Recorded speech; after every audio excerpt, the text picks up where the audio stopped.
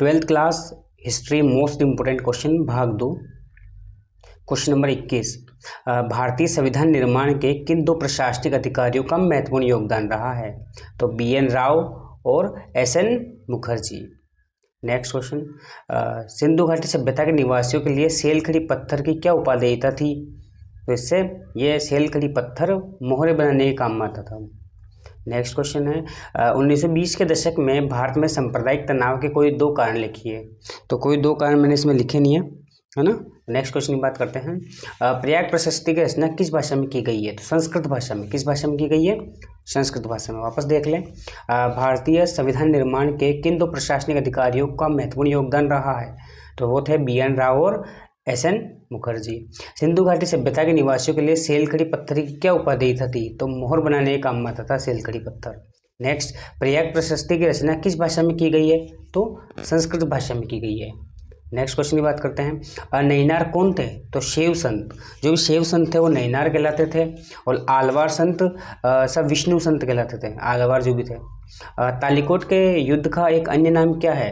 तो राक्षस तागड़ी का युद्ध। क्या नाम है? राक्षस तागड़ी का युद्ध। एसोसिएटिक सोसाइटी ऑफ बंगाल की स्थापना किसने की? तो सर विलियम जोन्स ने की। किसने की? Sir William Jones. Gateway of India किस स्थापत्य शैली का उदाहरण है? तो यह Indo saracenic. Next question, Jallianwala Bagh हत्याकांड कब हुआ? तो 13 अप्रैल 1919। रिवीजन कर लेते हैं। नैनार कौन थे?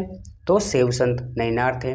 तालिकोट के युद्ध का एक अन्य नाम क्या है? तो राक्षस तागड़ी का युद्ध। एसोसिएटिक सोसाइटी ऑफ बंगाल की स्थापना किसने की? तो सर विलियम जोन्स ने की। गेटवे ऑफ इंडिया किस स्थापत्य शैली का उदाहरण है? तो इंडो सौरसैनिक। जलियांवाला बाग हत्याकांड कब हुआ? तो 13 अप्रैल 1919 में हुआ। नेक्स्ट क्वेश्चन, सिंधु सभ्यता स्थल धोलावीरा निम्न में से किस राज्य में स्थित है? तो यह है गुजरात में। किन शासकों को अपने मातृनाम से चिन्हित किया जाता था? तो सातवाहन। नेक्स्ट क्वेश्चन, कर्नाटक वीर शैव परंपरा के प्रवर्तक कौन थे? तो बासबन्ना थे। हर्षचरित के लेखक कौन थे? तो बाण भट्ट। कॉलिन मैकेंजी द्वारा विजयनगर की यात्रा कब की गई?